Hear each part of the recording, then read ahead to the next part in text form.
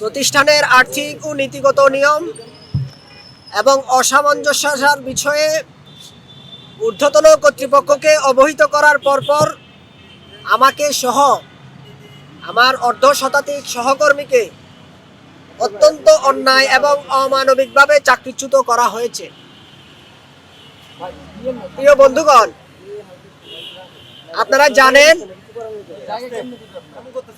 পাঠাভ্যাস উন্নয়ন বা পাঠচর্চা এটি জাতির জন্য কতটা গুরুত্বপূর্ণ বিষয়। এর মধ্য দিয়েই মূলত একটি জ্ঞানভিত্তিক সমাজ এবং রাষ্ট্র গড়ে ওঠে। কিন্তু বিগত ফ্যাসিস্ট সরকার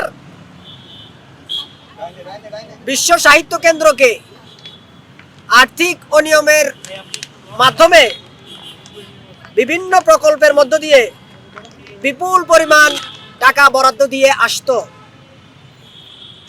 এবং তাদেরকে দুর্নীতির মহোৎসব করার সুযোগ করে দিত। আমাদের অভিযোগ হলো, বিশ্ব সাহিত্য কেন্দ্র বিগত ফ্যাসিস্ট সরকারের আমল থেকে যেই প্রকল্পগুলো বাস্তবায়িত করে আসছিল, এই প্রকল্পগুলোর অর্থ ব্যবহারের ক্ষেত্রে ব্যাপক অনিয়ম করে আসছে। আমরা বিশ্বাস করি এই বিপুল অর্থ যথাযথভাবে ব্যবহার করা গেলে দেশের প্রতিটি ইউনিয়নে পাঠচর্চা নিশ্চিত করা যেত এবং গ্রন্থাগার গড়ে তোলা যেত। ফলত গ্রাম পর্যায়ে জ্ঞান ও সংস্কৃতি চর্চার এক নতুন দিগন্ত উন্মোচিত হতে পারত। কিন্তু বিগত ফ্যাসিস্ট সরকার এই খাতে আর্থিক বরাদ্দের সঠিক তদারকি না করায় পাঠাভ্যাস কেবল শহর কিংবা কিছু ক্ষেত্রে মফস্বলে সীমাবদ্ধ রয়ে যায়, যা অত্যন্ত দুঃখজনক। শুধু তাই নয়, বিশ্ব সাহিত্য কেন্দ্র কর্মী বা শ্রমিকদের প্রাপ্য বেতন বা মজুরি দেওয়ার ক্ষেত্রেও অত্যন্ত পরিকল্পিতভাবে নানা জটিলতা তৈরি করে থাকে।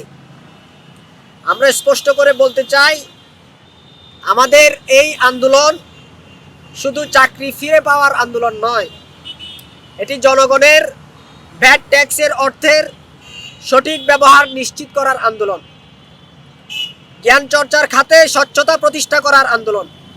আমরা মনে করি জ্ঞান ও পাঠচর্চার খাতে যে কোনো নিয়ম ও দুর্নীতি একটি রাষ্ট্রের জন্য দীর্ঘমেয়াদী ক্ষতির কারণ হতে পারে।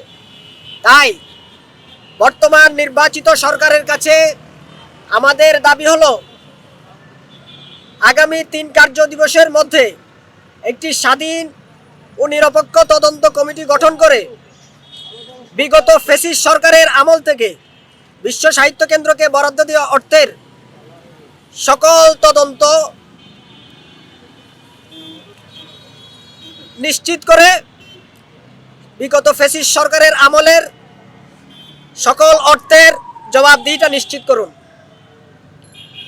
2 নম্বর হলো, আর্থিক অনিয়ম ও দুর্নীতির প্রতিবাদ করায় যে সকল অভিজ্ঞ কর্মীরা চাকরিচ্যুত হয়েছে তাদেরকে সসম্মানে চাকরিতে পুনর্বহালের ব্যবস্থা করুন।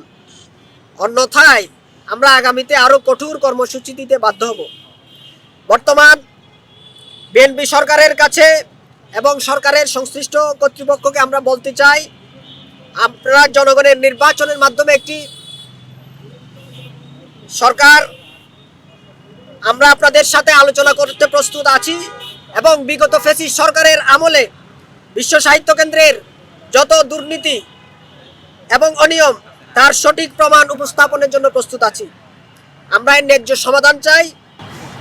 সবাইকে ধন্যবাদ।